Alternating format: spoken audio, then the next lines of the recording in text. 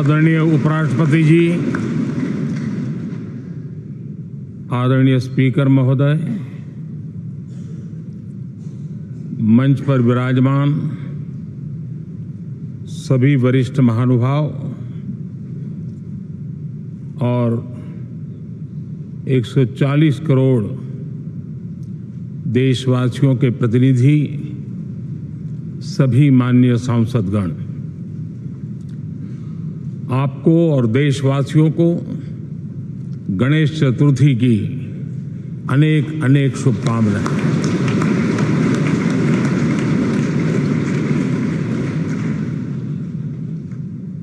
आज नए संसद भवन में हम सब मिलकर के नए भविष्य का श्री गणेश करने जा रहे हैं।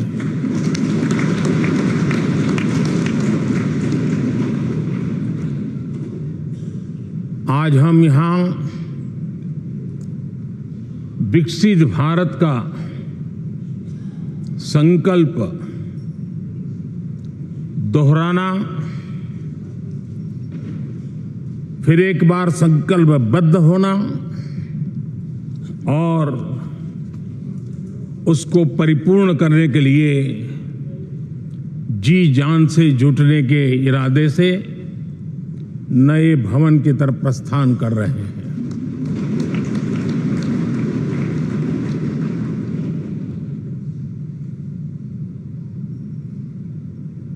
सम्माननीय सभागृह, ये भवन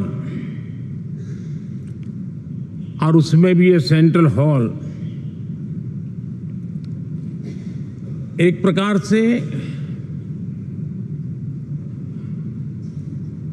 हमारी भावनाओं से भरा हुआ है। हमें भावुक भी करता है और हमें हमारे कर्तव्य के लिए प्रेरित भी करता है। आजादी के पूर्व ये खंड एक प्रकार से लाइब्रेरी के रूप में इस्तेमाल होता था, लेकिन बाद में संविधान सभा की बैठक यहां शुरू हुई और उन संविधान सभा की बैठकों के द्वारा गहन चर्चा विचारणा कर करके हमारा संविधान यहीं पर आकार लिया। यहीं पर 1947 में अंग्रेजी हुकूमत ने सत्ता हस्तांतरण किया, उस प्रक्रिया का भी साक्षी हमारा ये सेंट्रल हॉल है। इसी सेंट्रल हॉल में भारत के तिरंगे को अपनाया गया, हमारे राष्ट्रगान को अपनाया गया और ऐतिहासिक अवसरों पर आजादी के बाद भी सभी सरकारों के दरमियान अनेक अवसर आए जब दोनों सदनों ने मिलकर के यहां पर भारत के भाग्य को गढ़ने के पर विचार किया, सहमति बनाई और निर्णय भी किए। 1952 के बाद दुनिया के करीब 41 राष्ट्राध्यक्षों ने इस सेंट्रल हॉल में हमारे सभी माननीय सांसदों को संबोधित किया है।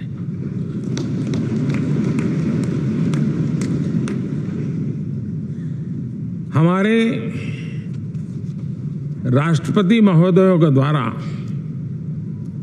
86 बार यहां संबोधन किया गया है।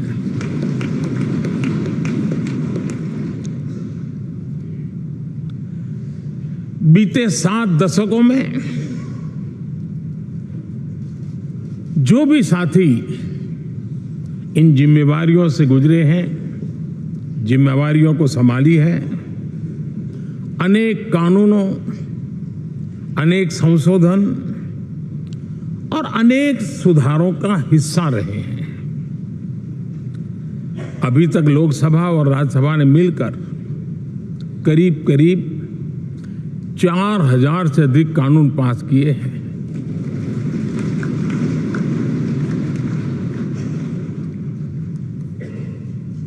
और कभी जरूरत पड़ी तो ज्वाइंट सेशन के माध्यम से भी कानून पारित करने की दिशा में रणनीति बनानी पड़ी और उसके तहत भी दहेज रोकथाम कानून हो, बैंकिंग सर्विस कमीशन बिल हो, आतंक से लड़ने के लिए कानून हो, ये संयुक्त सत्र में पास किए गए हैं, इसी गृह में पास किए गए। इसी संसद में मुस्लिम बहन बेटियों को न्याय की जो प्रतीक्षा थी, शाहबानो केस के कारण कुछ गाड़ी उल्टी पार्टी पर चढ़ गई थी। इसी सदन ने हमारी उस गलतियों को ठीक किया और 3 तलाक विरुद्ध कानून हम सब ने मिलकर के पारित किया। संसद ने बीते वर्षों में ट्रांसजेंडर को न्याय देने वाले कानूनों का भी निर्माण किया। इसके माध्यम से हम ट्रांसजेंडर के प्रति सद्भाव और सम्मान के भाव के साथ उनको नौकरी, शिक्षा, स्वास्थ्य, बाकी जो सुविधाएं हैं एक गरिमा के साथ प्राप्त कर सके, इसकी दिशा में हम आगे बढ़े।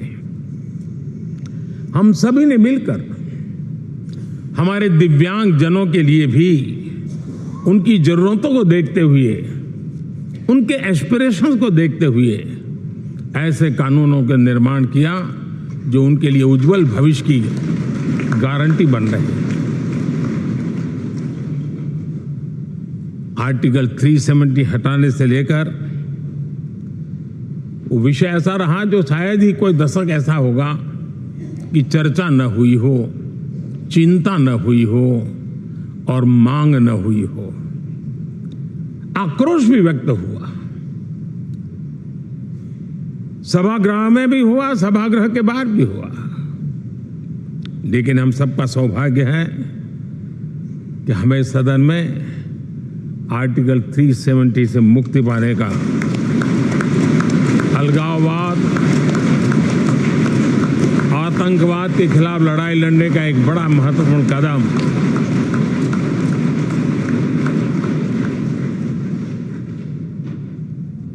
और इस महत्वपूर्ण काम में माननीय सांसदों की, संसद की बहुत बड़ी भूमिका है। जम्मू कश्मीर में इसी सदन में निर्मित हुआ संविधान हमारे पूर्वजों ने दिया हुआ वो महामूल्य दस्तावेज जम्मू कश्मीर में लागू करते हैं तो इस मिट्टी को प्रणाम करने का मन करता है। आज जम्मू और कश्मीर शांति और विकास के रास्ते पर चलने के लिए प्रतिबद्ध हुआ है और नए उमंग, नए उत्साह, नए संकल्प के साथ जम्मू कश्मीर के लोग आगे बढ़ने का कोई मौका अब छोड़ना नहीं चाहते हैं।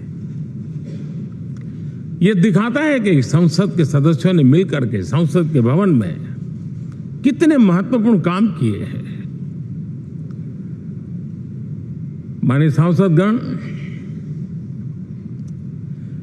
लाल किले से मैंने कहा था यही समय है सही समय है।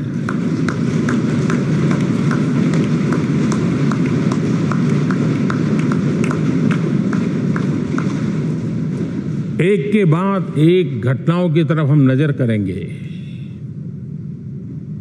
हर घटना इस बात का गवाह दे रही है कि आज भारत एक नई चेतना के साथ पुनर्जागृत हो चुका है।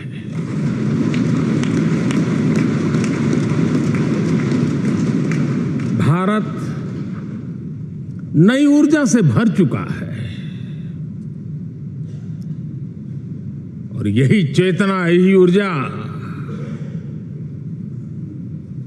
इस देश के कोटि कोटि जनों के सपनों को संकल्प में परिवर्तित कर सकती है और संकल्प को परिश्रम की पराकाष्ठा कर करके सिद्धि तक पहुंचा सकती है। ये हम देख सकते हैं।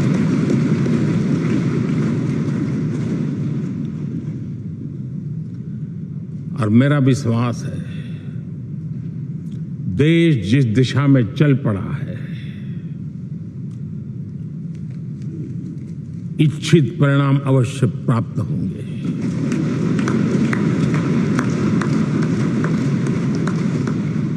हम गति जितनी तेज करेंगे, परिणाम उतने जल्दी मिलेंगे।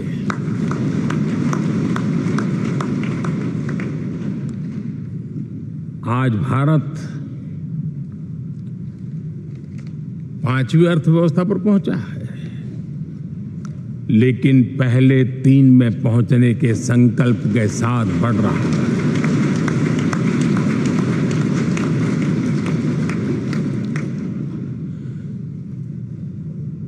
और मैं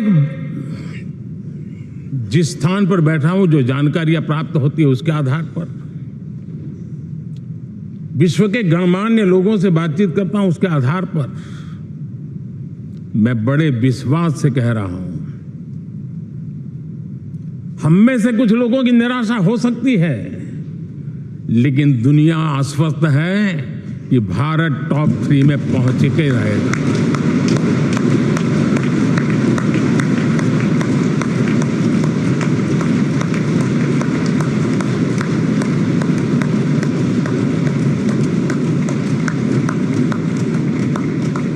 भारत का बैंकिंग सेक्टर आज अपनी मजबूती के कारण से फिर एक बार दुनिया में सकारात्मक चर्चा का केंद्र बना हुआ है।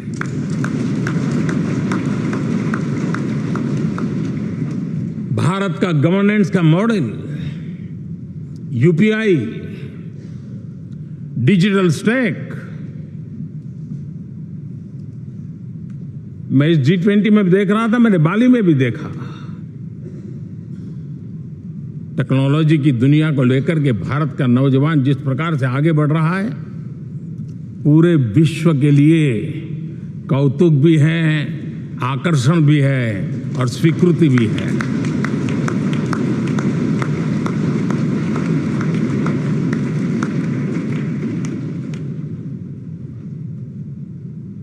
हम सब उस ऐसे कालखंड में हैं, मैं कहूंगा हम लोग एक भाग्यवान लोग हैं।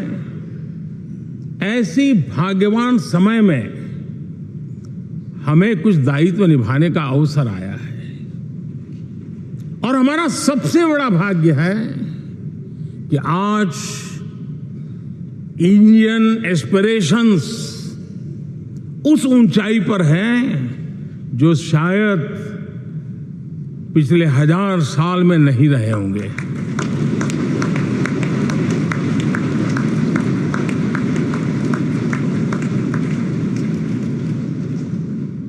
गुलामी के जंजीरों ने उसके एस्पिरेशंस को दबोच के रखा था।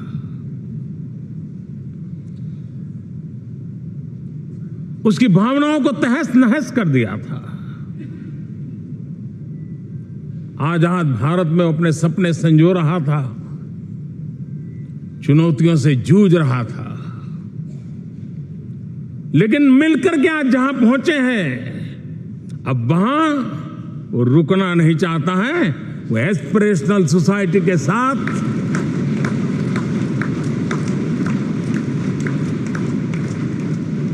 नए लक्ष्य गढ़ना चाहता है।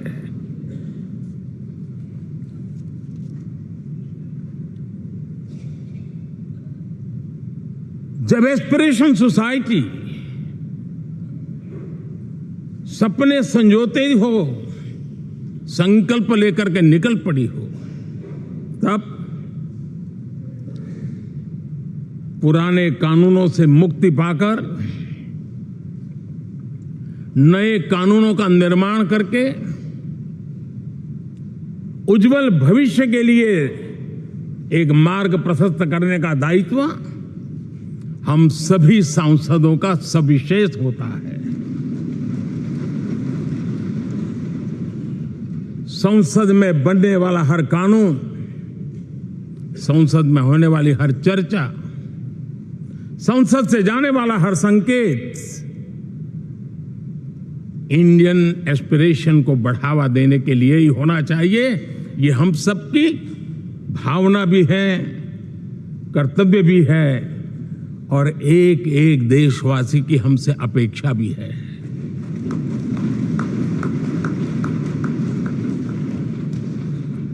हम जो भी रिफॉर्म करें उसके मूल में इंडियन एस्पिरेशन सबसे सर्वोच्च पद पर होना चाहिए, प्राथमिकता पर होना चाहिए।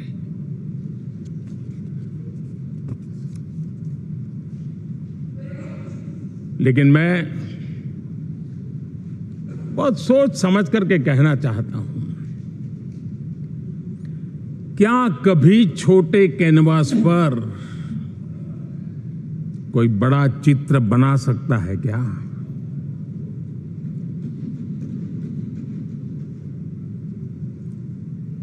जैसे छोटे कैनवास पर बड़ा चित्र नहीं बन सकता, वैसे हम भी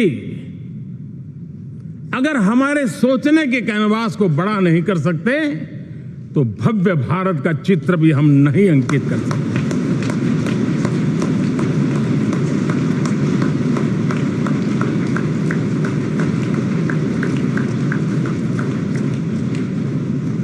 पचहत्तर साल का हमारे पास अनुभव है। हमारे पूर्वजों ने जो कुछ भी रास्ते बनाए उससे हमने सीखा है। हमारे पास एक बहुत बड़ी विरासत है। इस विरासत के साथ अगर हमारे सपने, हमारे संकल्प जुड़ जाए, हमारा सोचने का दायरा बदल जाए, हमारा कैनवास बड़ा हो जाए, तो हम भी उस भव्य भारत के चित्र को अंकित कर सकते हैं, उस तस्वीर का खाका खींच सकते हैं, उसमें रंग भरने का काम हम भी कर सकते हैं और आने वाली पीढ़ी को वो भव्य दिव्य मां भारती के हम उनको सुपुर्द कर सकते हैं। दोस्तों, अमृतकाल के 25 वर्षों में भारत को अब बड़े कैनवास पर काम करना ही होगा। अब हमारे लिए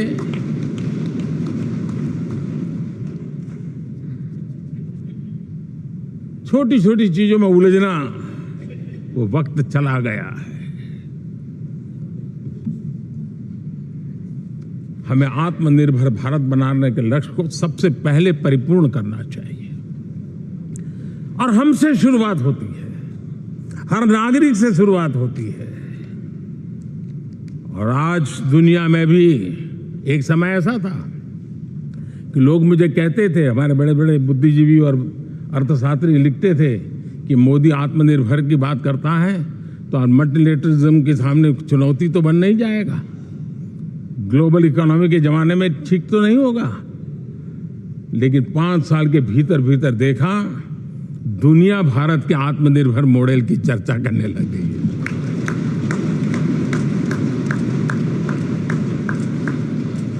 और कौन हिंदुस्तानी नहीं चाहेगा कि डिफेंस सेक्टर में आत्मनिर्भर हो, एनर्जी सेक्टर में हम आत्मनिर्भर हो, एडिबल ऑयल, क्या इस देश को आत्मनिर्भर नहीं होना चाहिए? कृषि प्रधान देश हम कहते हैं, खाने का तेल क्या देश बाहर से लाएगा? बहुत समय की मांग है कि हमें आत्मनिर्भर भारत को संकल्प को पूरा करना, ये हम सबका दायित्व है। उसमें दल आड़े नहीं आते हैं, सिर्फ दिल चाहिए, देश के लिए चाहिए।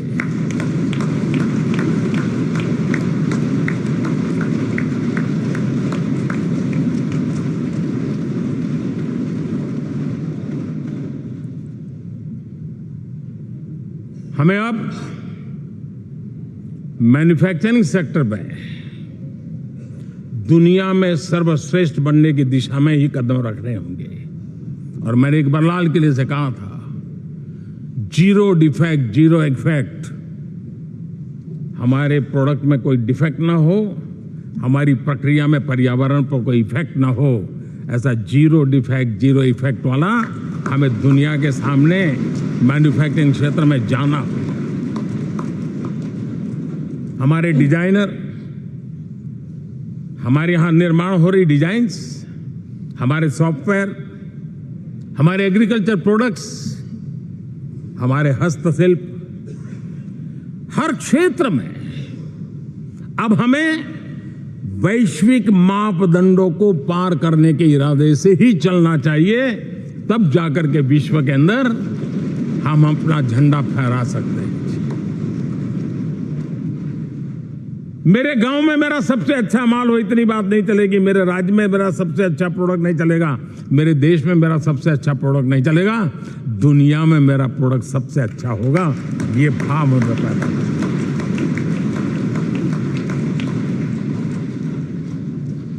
हमारी यूनिवर्सिटीज दुनिया के अंदर टॉप रैंकिंग में आए, अब इसमें हमें पीछे नहीं रहना है। हमारे शिक्षा जगत को नई नेशनल एजुकेशन पॉलिसी मिली है, एक खुलापन है, सर्व स्वीकृत बनी है। उसके सहारे अब हमें चल पड़ना है। और दुनिया के टॉप मोस्ट यूनिवर्सिटीज में अभी जब G20 में विश्व के मेहमान आए तो मैंने नालंदा की एक तस्वीर रखी थी वहां। और जब मैं दुनिया को कहता था 1500 साल पहले मेरे देश में दुनिया की उत्तम से उत्तम यूनिवर्सिटी हुआ करती थी, तो उन सुनते ही रह जाते थे। लेकिन हमें उसे प्रेरणा लेनी है, पर प्राप्त तो अभी करके रहना है। ये हमारा संकल्प है। आज हमारे देश का नौजवान खेल जगत के अंदर दुनिया में हमारी पहचान बना रहा है। टियर 2 टियर 3 सिटी से, गांव, गरीब परिवारों से, गांव से देश के नौजवान, देश की बेटे बेटियां आज खेलकूद के जगत जीवन में हमारा नाम रोशन कर रही है। लेकिन देश चाहता है और देश का संकल्प होना चाहिए कि अब खेलकूद के हर पोडियम पे हमारा तिरंगा भी लहराता होगा।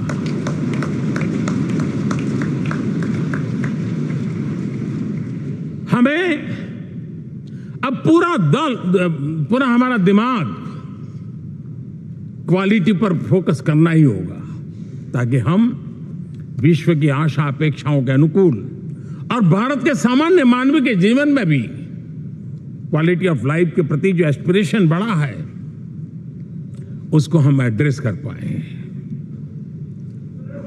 और जैसे मैंने कहा, हम भाग्यवान हैं कि हम उस समय काम कर रहे हैं जब समाज अपने आप एक एस्पिरेशनल सोसाइटी है। हमारा और भी एक भाग्य है कि हम उस समय हैं जब हिंदुस्तान युवा देश है। हम दुनिया में सबसे ज्यादा जन आबादी वाला तो देश बने ही हैं, लेकिन सबसे बड़ी आबादी, उसमें भी सबसे युवा, ये पहली बार हुआ है।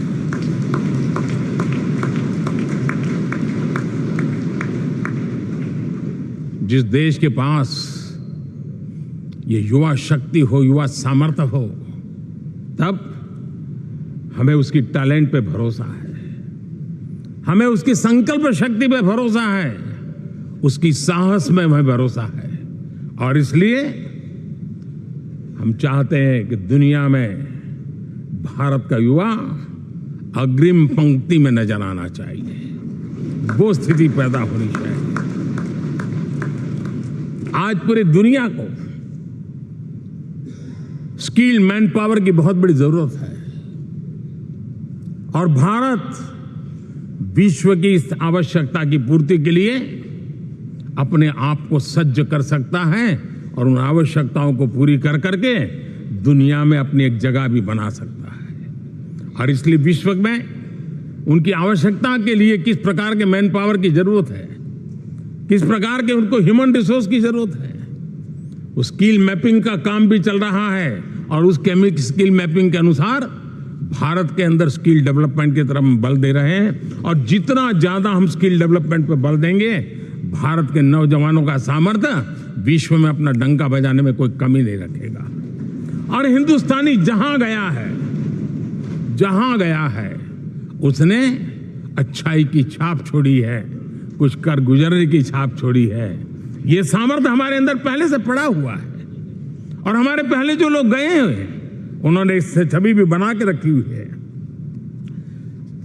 आपने देखा होगा पिछले दिनों करीब 150 नर्सिंग कॉलेज एक साथ खोलने का निर्णय किया। पूरे दुनिया में बहुत बड़ी रिक्वायरमेंट है नर्सिंग की। हमारी बहन, हमारी बेटियां, हमारे बेटे उस क्षेत्र में दुनिया में पहुंच सकते हैं, आसानी से पहुंच सकते हैं। पूरे विश्व की जरूरत है। और ये तो मानवता का काम है जिसमें हम पीछे नहीं रहेंगे। आज मेडिकल कॉलेजेस का इतना व्यापक रूप से निर्माण, देश की आवश्यकता तो पूरी करनी ही करनी है, दुनिया की आवश्यकताओं में भी योगदान दे सकते हैं। कहने का तात्पर्य यही है, हर छोटी चीज पर बारीकी से ध्यान देते हुए, उस पर अपना ध्यान केंद्रित करते हुए हमें आगे बढ़ना है। हमें. के लिए सही समय पर सही फैसले भी लेने होते हैं। हम फैसलों को टाल नहीं सकते हैं। हम राजनीतिक लाभ नुकसान के गणा भाग के अंदर अपने आप को बंधी नहीं बना सकते हैं। हमें तो देश के एस्पिरेशन के लिए हिम्मत के साथ नए निर्णय करने होते हैं। आज सोलर पावर के सफल मूवमेंट्स हमारी भावी पीढ़ी के लिए एनर्जी क्राइसिस से मुक्ति की गारंटी दे रहा है। आज मिशन हाइड्रोजन आने वाले दिनों में जो एनवायरमेंट की चिंता है, जो टेक्नोलॉजी में बदलाव आ रहा है, उसके समाधान का रास्ता देने का सामर्थ्य रखती है। आज हमारा सेमीकंडक्टर जिस प्रकार से जीवन चलाने में हमारे हृदय की जरूरत रहती है, वैसे ही आज हमारी टेक्नोलॉजी चिप्स के बिना चल नहीं सकती। और सेमीकंडक्टर उसके लिए बहुत अनिवार्य है।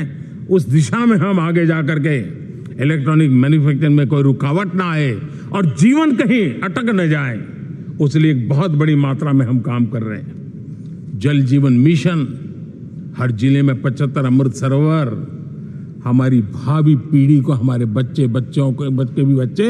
उनको कभी पानी के बिना तरसना न पड़े, इसकी चिंता हम आज कर रहे हैं। विश्व के बाजार में हमारा हर व्यापार कारोबार पहुंचे, कॉम्पिटिटिव ताकत के साथ खड़ा रहे, लॉजिस्टिक सिस्टम को और अधिक कम खर्च वाला बनाना, एफिशिएंट बनाना, वो दिशा में हम बहुत नीतियां लेकर के चल रहे हैं।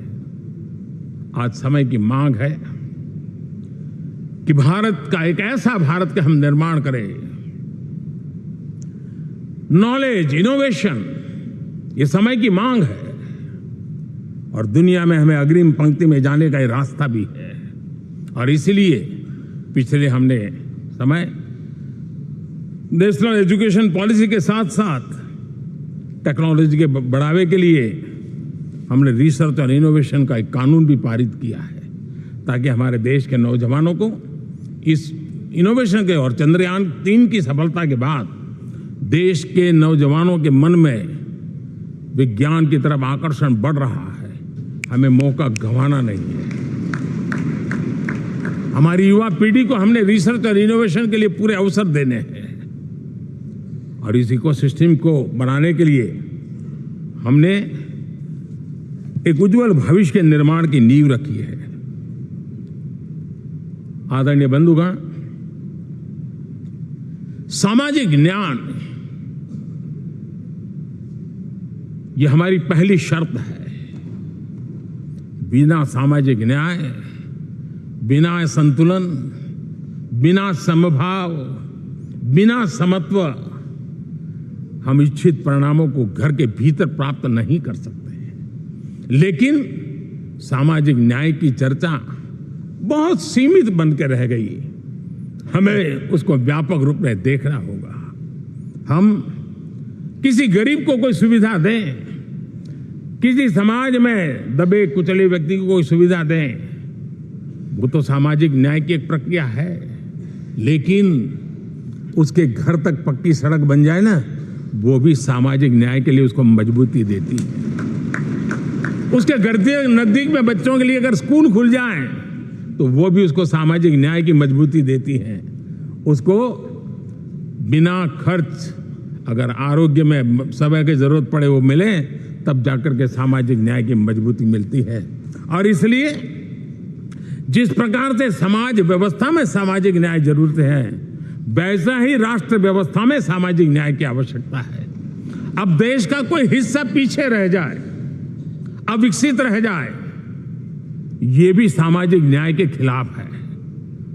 दुर्भाग्य से देश का पूर्वी इलाका, भारत का पूर्वी भाग, जो समृद्धि से भरा हुआ है, लेकिन वहां के नौजवानों को रोजगार के लिए दूसरे इलाके में जाना पड़ रहा है। ये स्थिति हमें बदलनी है। हमारे देश के उस पूर्वी भाग को, इलाका को समृद्ध बना करके सामाजिक न्याय की मजबूती भी हमने देनी है। असंतुलित विकास, शरीर कितना भी स्वस्थ क्यों न हो, लेकिन एक उंगली को भी अगर लकवा मार गया है तो शरीर स्वस्थ नहीं माना जाता है। भारत कितना ही समृद्ध हो, लेकिन कोई अंग उसका दुर्बल रह जाए तो भारत समृद्धि में पीछे है, मानना पड़ेगा।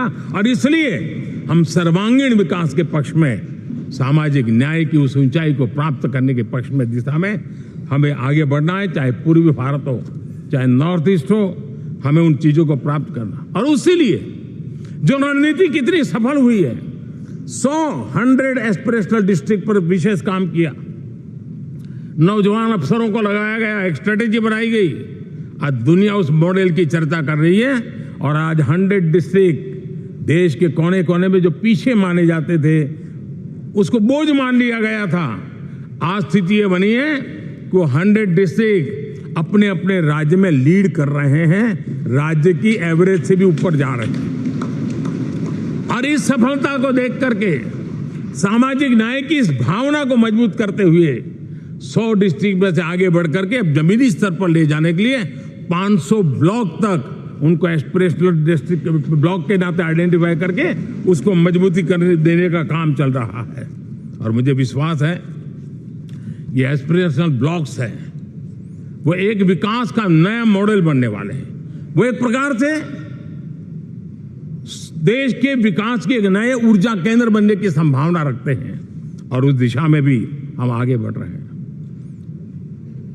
माननीय सांसदगण, आज विश्व की नजर भारत पर है।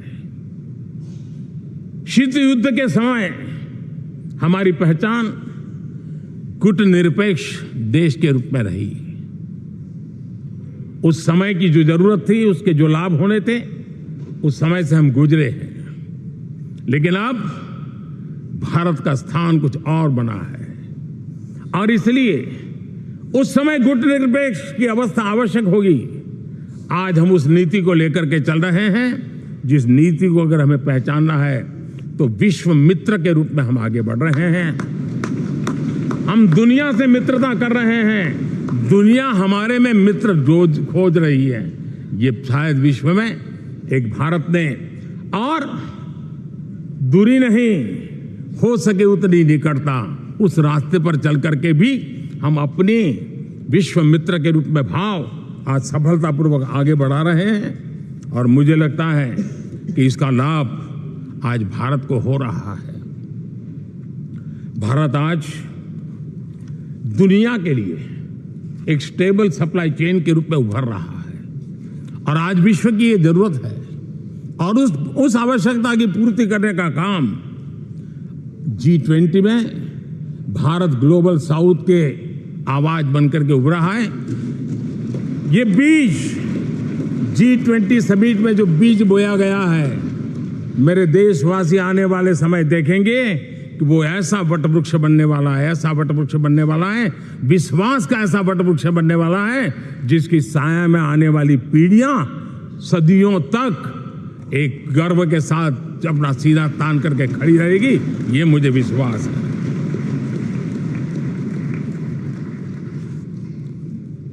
इस G20 में एक बहुत बड़ा काम हमने किया है, बायोफ्यूल अलायंस का।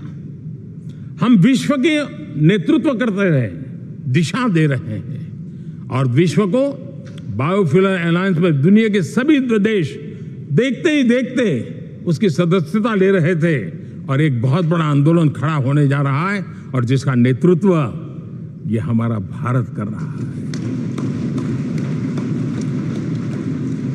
छोटे छोटे महाद्वीप, उनके साथ भी आर्थिक कॉरिडोर बनाने की दिशा में हमने बड़ी मजबूती के साथ कदम उठाए हैं।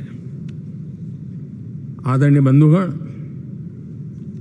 आदरणीय उपराष्ट्रपति जी, आदरणीय स्पीकर महोदय, आज हम यहां से विदाई लेकर के नए भवन में जा रहे हैं, संसद के नए भवन में बैठने वाले हैं और ये शुभ है, गणेश चतुर्थी के दिन बैठ रहे हैं।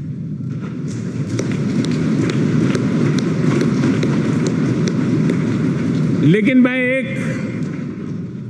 आप दोनों महानुभावों को एक प्रार्थना कर रहा हूं, एक विचार आपके सामने रख रहा हूं। मैं आशा करता हूं कि आप दोनों मिलकर के उस विचार पर जहां भी जरूरत पड़े मंथन करके कुछ निर्णय अवश्य कीजिए। और मेरी प्रार्थना है, मेरा सुझाव है कि अब हम जब नए सदन में जा रहे हैं तब इसकी गरिमा कभी भी कम नहीं होनी चाहिए।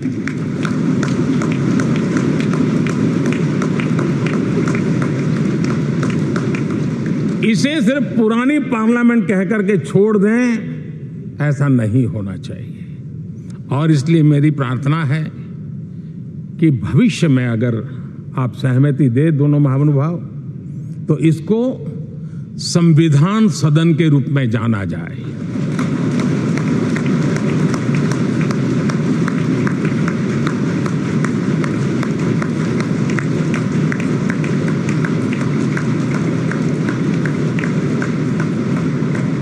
ताकि ये हमेशा हमारे रक्षा के लिए हमारी जीवन प्रेरणा बनी रहेगी।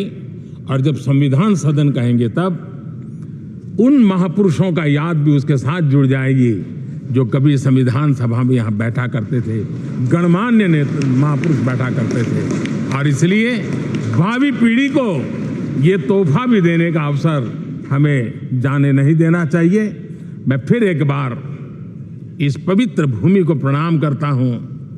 यहां पर जो तपस्या हुई है, जन कल्याण के लिए संकल्प हुए हैं, इसको परिपूर्ण करने के लिए 7 दशक से भी अधिक समय से जो पुरुषार्थ हुआ है, उन सबको प्रणाम करते हुए मैं मेरी वाणी को विराम देता हूं और नए सदन के लिए आप सबको शुभकामनाएं देता हूं। बहुत बहुत धन्यवाद।